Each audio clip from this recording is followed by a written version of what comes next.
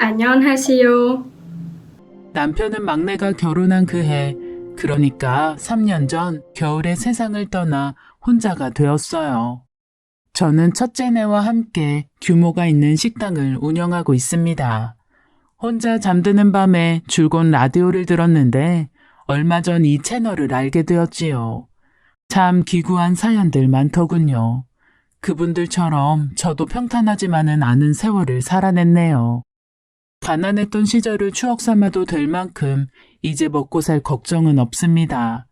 자식들도 제 앞가림을 잘하고 남동생 하나 있는 것도 대학 교수님으로 잘 살고 있어요. 어찌 생각하면 꿈만 같은 일이죠. 어린 시절 우리 집은 무척이나 가난했으니까요.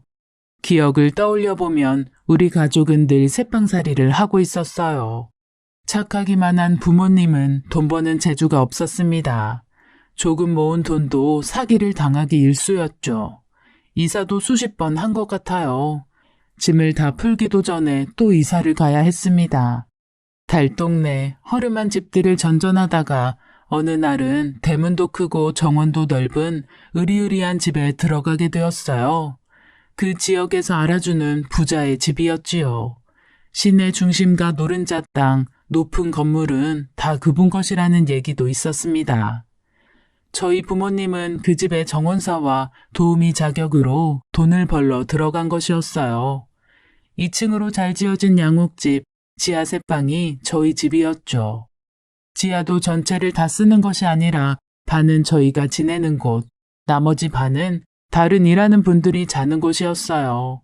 정원 잔디는 함부로 밟을 수도 없었죠. 일하는 사람들은 다니는 길도 달랐습니다. 주인 집에도 아들 하나, 딸 하나가 있었죠. 딸은 저보다 2살 위인데 몸이 약해 학교도 빠지는 날이 많았고 친구가 없었어요. 그러니 교복 입고 매일같이 학교 다니는 제가 얼마나 부러웠겠습니까? 하루는 학교를 가는데 2층 베란다에서 저를 불렀어요. 너 잠깐 거기 서봐. 네? 창신여고 다니는구나? 오늘 학교에서 몇 시에 오니? 5시요? 왜요? 학교 마치면 잠깐 2층에 올라와. 알았어? 말도 안 되는 이야기였습니다. 우리를 집안에 들이면서 사모님이 얼마나 단속을 하셨는지 몰라요. 저희가 행여나 그 집안 자제분들과 말을 섞을까봐 미리부터 엄포를 놓았거든요. 사실 단속을 한 건 우리 어머니도 마찬가지였습니다. 억울한 일을 당할까 싶어 저희 남매에게 담장 안에서는 고개도 들지 말라고 하셨거든요. 그날 저는 평소보다 더 늦게 집에 왔어요. 제 시간에 집에 오면 주인집 딸한테 붙들릴 게 뻔했으니까요. 이제 겨우 밥 먹고 살게 되었는데 장녀인 저로 인해 불상사가 생기는 건 원치 않았습니다. 그러나 주인집 딸은 아예 정원 의자에 앉아있더군요. 왜 이제 와? 5시에 온다고 해놓고 7시잖아. 다짜고짜 화를 내는데 뭐라고 해야 할지 몰라 저는 집으로 들어가 버렸습니다. 그리고 다음날 아버지로부터 뜻밖의 말을 듣게 되었어요. 학교 마치면 2층 아가씨 방에 가서 1시간씩 있다 오너라. 네? 갑자기 그게 무슨 말씀이에요, 아버지? 나도 모르겠다. 이게 무슨 영문인지. 사모님이 갑자기 부르시더니 그렇게 하라잖니. 아가씨가 학교도 제대로 못 다니고 친구가 없으니 외로운 모양이지. 말동무 해달라는 것 같은데 그냥 너는 옆에 앉아있다가 오면 된다. 여보, 한 번쯤 거절하지 그랬어요. 그러다 안 좋은 일이라도 생기면 어쩌려고요. 어머니는 아버지를 나무랐습니다. 그리고 저에게 당부하셨어요. 주인집 아들 소문이 아주 안 좋아. 눈도 마주치지 말아라. 엄마 말 알아들어? 알았어요. 걱정 마세요. 저도 가기가 싫더군요. 그렇지만 어렸기에 하라는 대로 할 수밖에 없었어요. 다음날 학교를 마치고 집에 돌아와 주인집으로 향했습니다. 그렇게 호화로운 집은 처음이었어요. 거실은 운동장처럼 넓었고 생전 보지도 못한 화려한 가구들이 놓여 있었죠. 도자기며 장식이며 하도 신기한 게 많아 꼭 다른 나라에 온 것 같았습니다. 저는 2층으로 올라갔어요. 계단을 다 올라갔을 때쯤 누군가와 마주쳤죠. 하필 그 집 큰아들이었어요. 어이 촌티, 무슨 일이야? 그 사람은 제 얼굴을 보며 휘파람을 불더군요.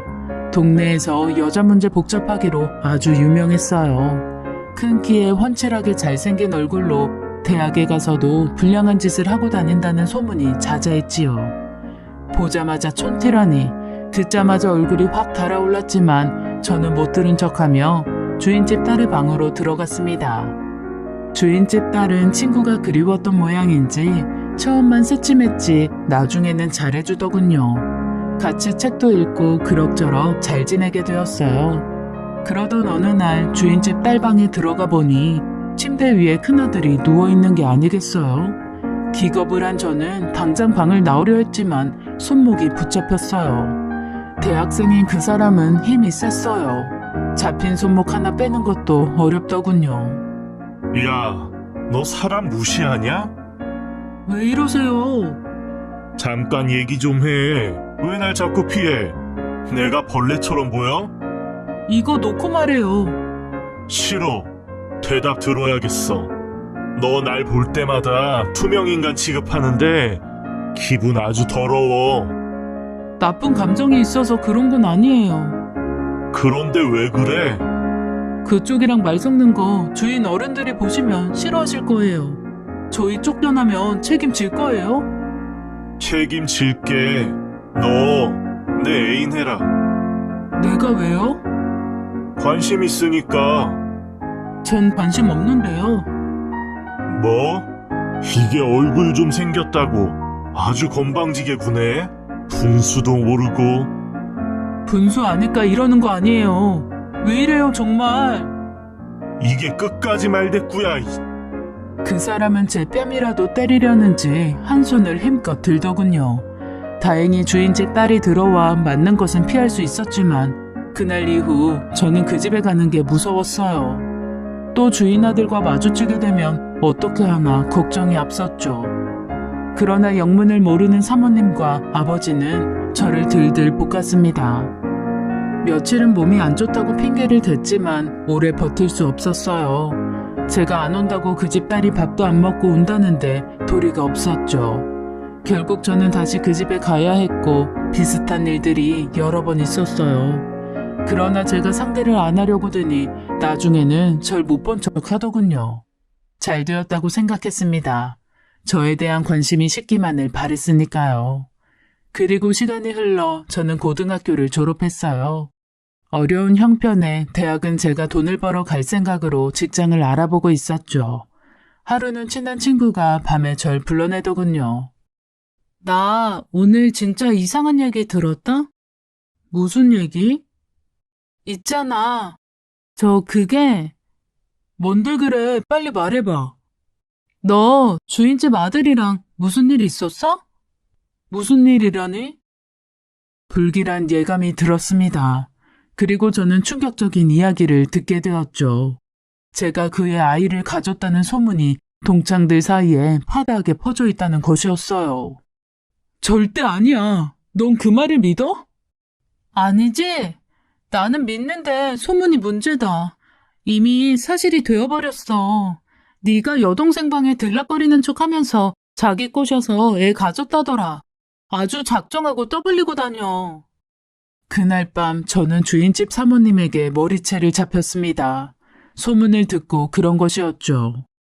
은혜를 원수로 갚아?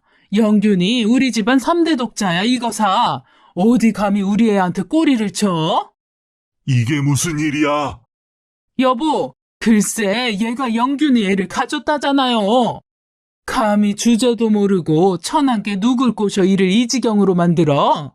아이고 내가 못 살아. 그게 사실이야? 영균이 어디 있어? 당장 데리고 와! 그러나 그 사람은 집에 돌아오지 않았고 저희 가족은 맨몸으로 쫓겨나고 말았어요. 기가 막혀 골목 어귀에 서 있는데 용달차 하나가 다가와 서더군요. 정 사장님 때 일해주시던 분들이죠? 타세요. 네? 그댁 아드님이 보내셨어요. 돈도 다 지불하고. 일단 타세요. 아, 길에서 밤샐 거예요? 제 눈에 불꽃이 일더군요. 그냥 가세요. 누나, 이게 다 누구 때문인데 그래? 저는 깜짝 놀라 동생을 바라보았습니다. 이제 고3이 된 남동생은 저를 원망하고 있었습니다. 우리 갈 때나 있어? 그리고 누나 정말 결백해? 그 형이랑 말 한 번 안 섞은 거 맞아? 그게 무슨 말이야? 너도 그 이상한 소문이 진짜라고 생각하는 거야? 미쳤어? 됐어. 나 대학 못 가면 다 누나 탓이야. 누나가 다 책임지라고.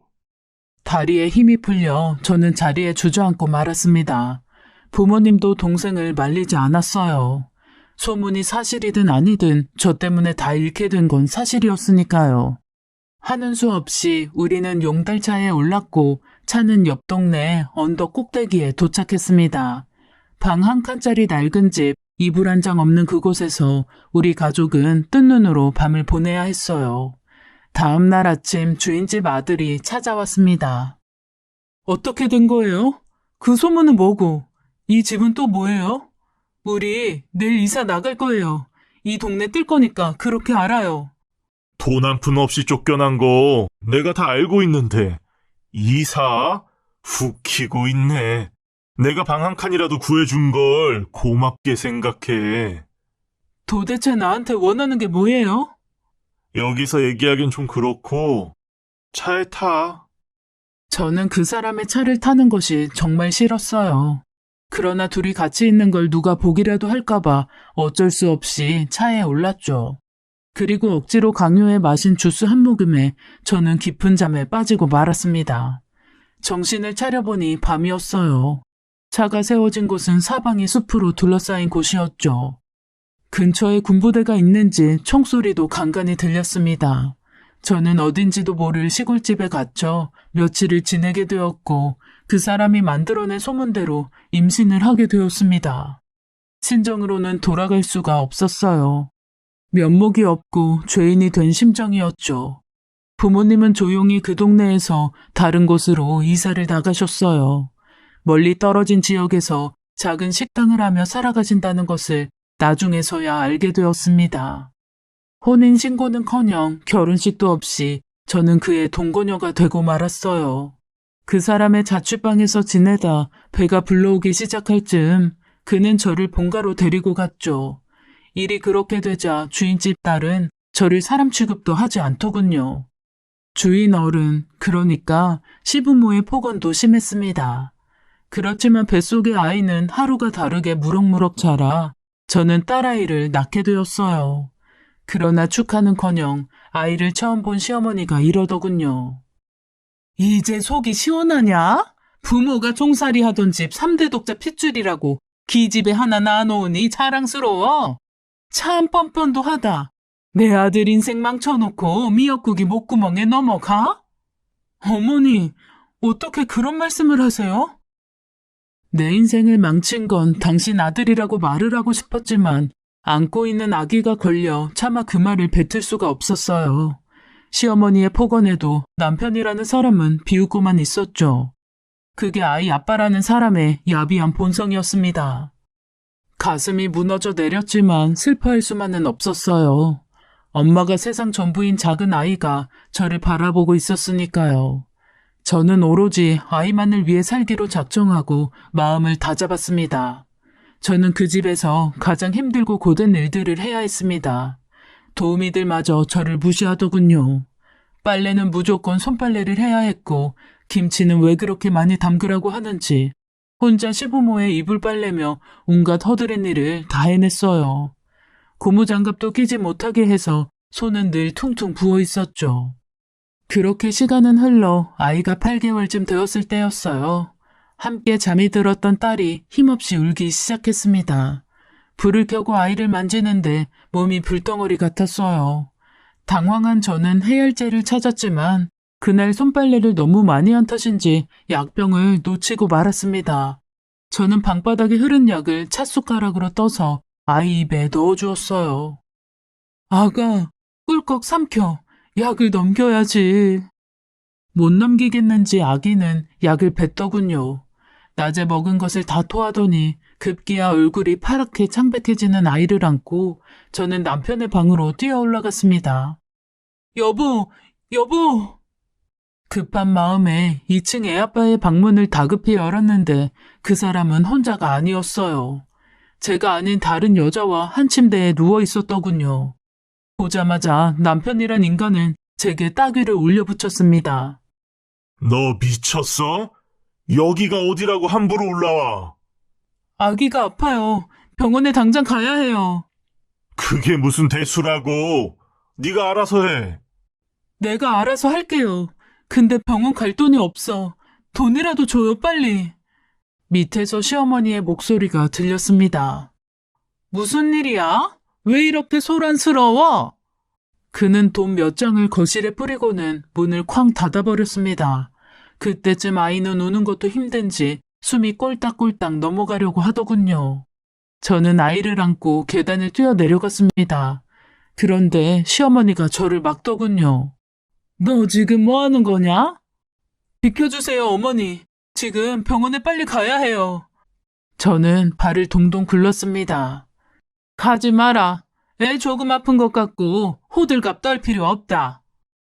왜 그러세요? 왜 문을 막고 그러세요? 그러나 시어머니는 끄떡도 하지 않았습니다. 병원 가서 애 아빠라고 우리 영준이 이름 대지 말아라. 뭐라고요? 얘가 우리 집 핏줄이라고 떠벌리지 말라는 얘기야. 체면 깎이니까. 기가 막혔습니다. 이 상황에서 집안 체면 생각하는 시어머니가 사람 같아 보이지 않았어요. 다급한 마음에 저는 문 앞을 가로막은 시어머니의 어깨를 확 밀쳐냈습니다. 저는 아이를 안고 맨발로 뛰어나가 곧장 택시를 잡아탔어요. 조금만 늦었어도 열이 너무 높아 큰일 날 뻔했다더군요. 아이는 폐렴으로 일주일 넘게 병원에 있어야 했습니다. 천만다행으로 아이는 잘 회복되었고 퇴원한 지 얼마 안 되어 저는 하늘이 무너지는 소식을 듣게 되었죠. 아이 아빠의 혼사가 진행되고 있다는 얘기를 듣게 된 겁니다. 여보, 그게 무슨 말이에요? 결혼이라니. 내가 멀쩡히 이렇게 살아있는데, 우리 아기가 있는데. 너랑 내가 결혼식을 올렸어. 혼인신고를 했어. 우리 아무 사이도 아니잖아. 이제 너한테 없던 정도 다 떨어졌으니까 제발 집에서 좀 나가라. 응? 꼴도 보기 싫다고. 아이 아빠가 결혼하겠다는 여자는 사업가 집안의 딸이더군요. 여자 쪽에서 제 존재는 몰랐던 것 같았어요. 제가 임신했다는 소문만 무성했을 뿐 저는 누구의 눈에도 띄지 않았으니까요. 얼마 지나지 않아 시부모가 저를 부르더니 돈봉투를 내밀더군요. 여기 이거 받고 각서 쓰고 나가라. 이 돈 받는 대신 우리 집 근처에 얼씬도 하지 말고 영균이 앞길 더 이상 막지도 말어. 아기도 네가 데리고 나가. 2년 딱 끊고 살자. 저는 독이 올랐습니다. 딸을 위해 모든 것을 참아와야 했던 저는 눈이 돌아갔어요. 아무것도 잃을 게 없다고 생각하니 말이 술술 나왔습니다. 말은 바로 하셔야죠. 제가 이 사람 앞길을 막았던 적이나 있었나요? 이제라도 나가게 해주시니 고맙네요. 영 끊고 싶은 마음은 제가 더 컸으니까요. 그리고 언젠가는 이 업보 다 받게 되실 겁니다. 제가 멀리서 지켜볼게요. 잘 사나 못 사나. 이제야 네가 본성을 드러내는구나. 천한 게 어디 이 집안 며느리가 되려고 수작을 부려? 가난뱅이들 적선 베풀어준 결과가 이렇구나. 이래서 집도 절도 없는 것들은 거두면 안 돼. 영균아, 쟤 내보내라. 아줌마 불러서 소금 한 바가지 뿌리라고 해. 가! 나가라고!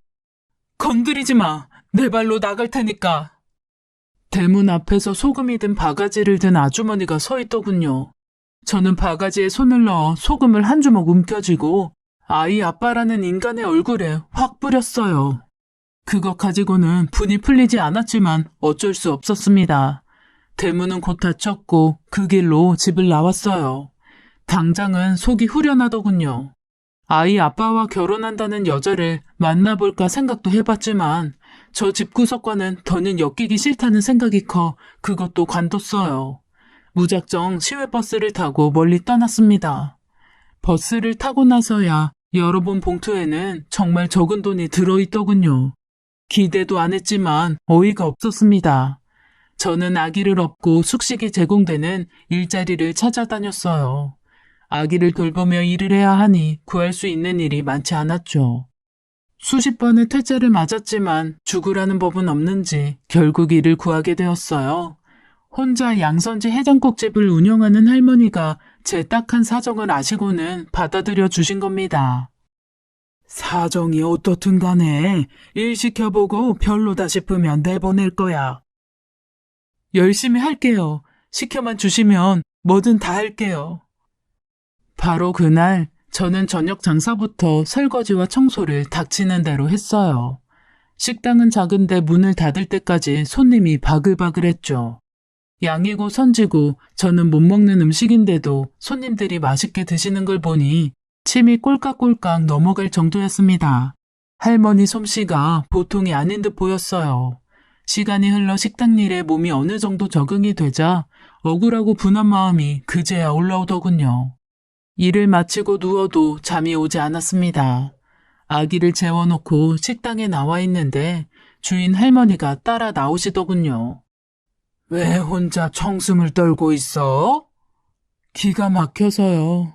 저 어린 것 데리고 어떻게 살까 싶고 여기 가슴에 뭐가 콱 막힌 것 같아요, 할머니. 한이 맺혀서 그렇지. 그럴수록 마음을 굳게 먹어야지. 혼자 울고 있어? 할머니께선 말은 불퉁스럽게 하셔도 마음은 따뜻한 분이셨어요.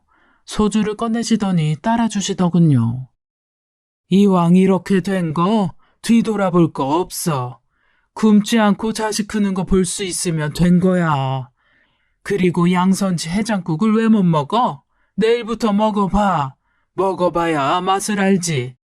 그래야 비슷하게라도 만들 수 있을 거 아니야. 원래 고기를 좋아하지 않아 할머니의 해장국도 우거지만 건져 먹었는데 그걸 눈여겨보신 것 같았어요. 이거라도 배워두면 먹고 살 일은 걱정 없어. 내가 자식이 있어, 남편이 있어. 오로지 해장국 만들어 팔면서 장사하고 돈 버는 재미로 버틴 거야. 속 시끄럽게 지난 일 생각 말고 어여 한 잔 마시고 들어가. 보니까 손도 빠르고 몸도 부지런한 게 마음만 굳게 먹으면 잘하겠어.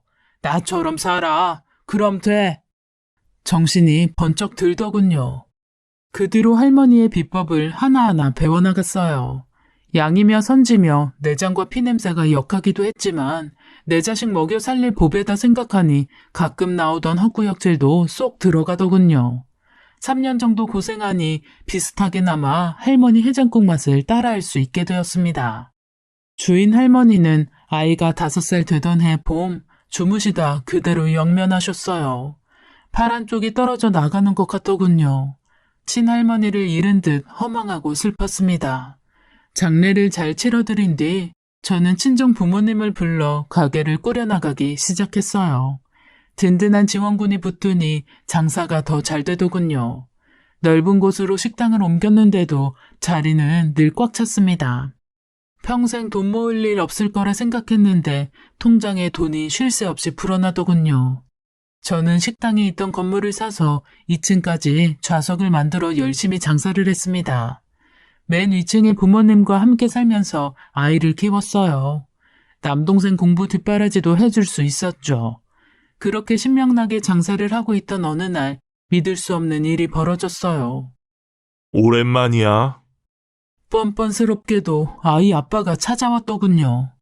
그러나 옛날에 겁 많던 제가 아니었습니다. 부모님이 제 뒤에 계셨고 저는 이제 아무것도 무서울 게 없었어요. 나가요. 장사 방해하지 말고. 그쪽이랑은 할 말 없으니까. 그 사람은 영업이 끝날 때까지 기다렸던 모양입니다. 식당 문을 닫으려는데 또다시 찾아왔더군요. 조만간 누가 찾아올 거야. 예전에 너 약속한 거 있지? 돈도 받았잖아. 나 아냐고 물어보면 무조건 잡았대. 도대체 무슨 소리예요? 자세한 건 알 거 없고 시키는 대로 해. 알겠어? 무릎 꿇고 빌어도 시원찮을 판에 지금 누굴 협박해요? 그는 분하다는 표정을 지을 뿐 더 말이 없었습니다. 저는 혹시나 싶어 물어보았어요. 궁금하지도 않아요? 뭐가? 당신 핏줄. 관심 없어. 그 사람은 그대로 식당을 나가버리더군요. 사람의 탈을 쓴 짐승이었어요. 아빠 얼굴도 모르고 자란 불쌍한 내 아이가 떠올라 가슴이 아파왔어요. 그러나 저런 아빠는 없는 게 낫다는 생각도 들더군요.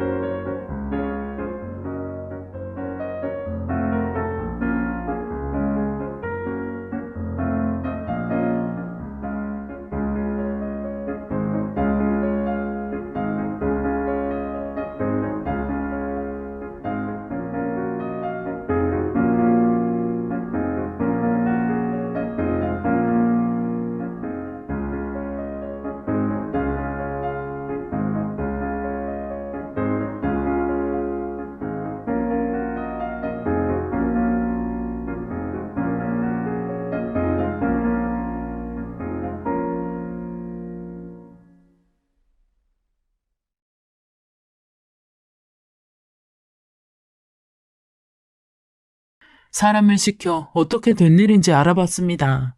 그 사람은 지명수배가 된 상태였고 이혼 소송까지 걸려 있더군요. 결혼한 뒤에도 그렇게 바람을 피고 도박에까지 손을 댔다는 겁니다.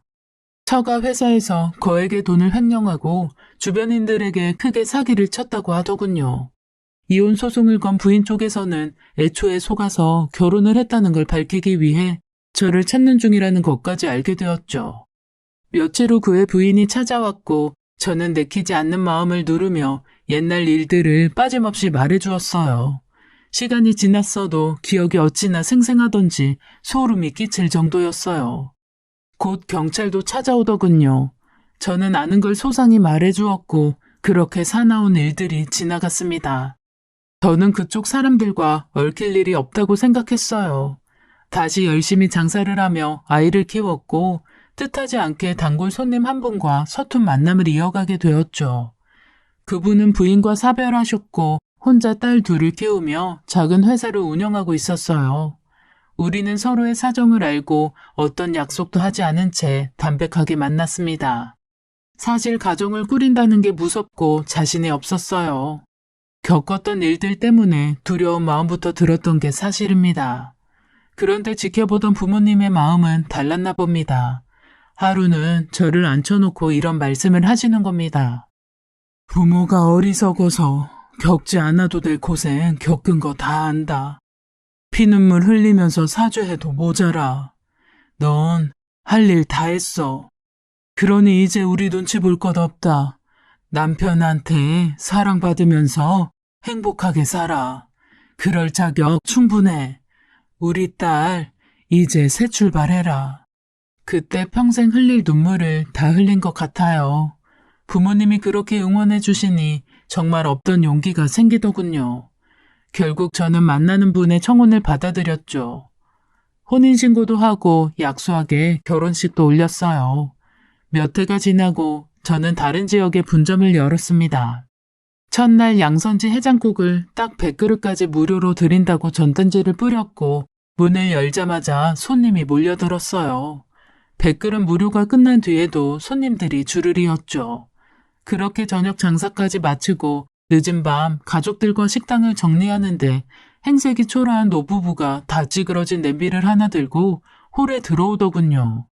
12월 말인데도 옷잠바에 얇은 바지, 다 떨어진 신발 차림이었어요. 저는 대번에 누구인지 알아볼 수 있었죠. 한때는 제가 시아버지 시어머니라고 부르던 분들이 나타난 겁니다. 해장국 공짜로 준다던데 끝났어? 남편이 나섰습니다. 죄송합니다. 영업 끝났어요. 그런 게 어딨어. 여기 전단지 갖고 왔어. 준다면 줘야지. 왜 거짓말을 해? 아니요. 어르신들, 그건 딱 100그릇이었어요. 여기 써 있죠? 그리고 드리고 싶어도 남은 게 없어서 드릴 수가 없어요. 너무 늦게 오셨네요. 두 분은 남편의 말에도 아랑곳하지 않고 식당에 들어와 앉으시더군요. 저는 그런 두 분의 모습을 지켜만 보고 있었어요. 과거 저를 그토록 못살게 괴롭히던 그분들은 말할 수 없이 초라한 모습이었죠. 친정 부모님들은 그분들을 알아보신 것 같았어요. 그만 나가주세요. 친정 엄마의 말에 두 분의 눈이 커졌습니다. 친정 아버지도 그 옆에 나란히 서서 그분들을 바라보았죠. 누구요? 아니, 당신들은... 그들은 믿을 수 없다는 표정으로 우리 부모님을 올려다보았어요. 그분들에 비해 혈색 좋고 여유로워 보이는 제 부모님은 얼굴이 딱딱하게 굳어 있었어요. 싸움이 날까봐 제가 나섰습니다. 그만 가주세요. 우리가 잘못 왔네. 그만 갑시다. 가긴 어딜 가요?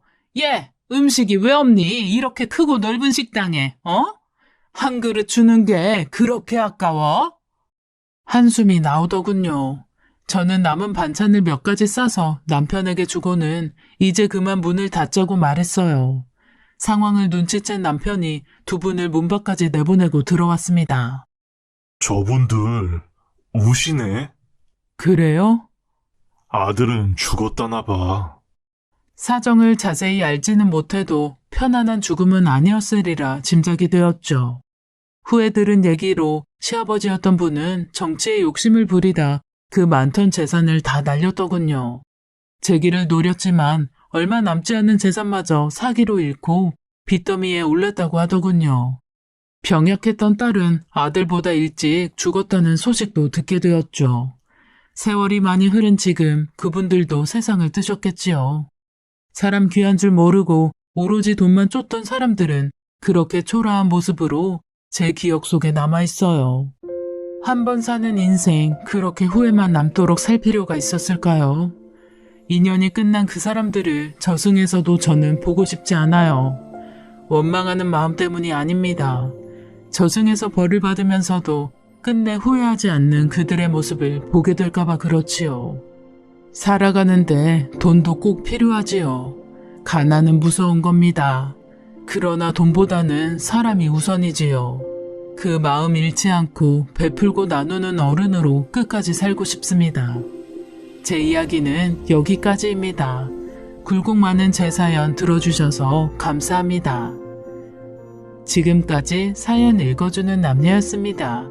끝까지 함께 해주신 여러분 감사드리며 저희는 다음 사연으로 돌아올게요. 여러분의 소중한 댓글 참여 부탁드려요. 구독, 좋아요, 사연 공유는 저희에게 큰 힘이 된답니다. 사연이 재미있으셨다면 꼭 부탁드려요. 언제나 여러분의 하루가 평안하시길 기도하겠습니다. 늘 건강하세요. 감사합니다. 안녕하세요.